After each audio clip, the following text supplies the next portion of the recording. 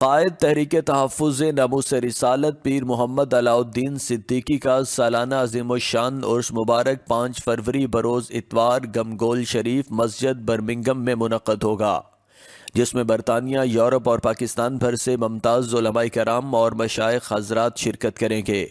پیر علاء الدین صدیقی نے اپنی ساری زندگی اسلام کے لیے صرف کی۔ پوری دنیا سے ان کے مریدین کی بڑی تعداد ہر سال ان کے عرس پر برطانیہ میں اکٹھی ہوتی ہے۔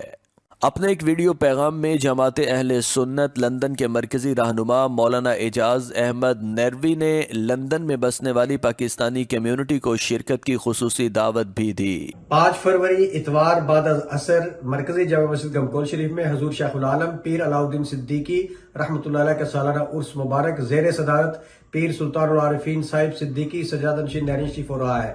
شرکت فرما کر ثواب دارین حاصل کریں۔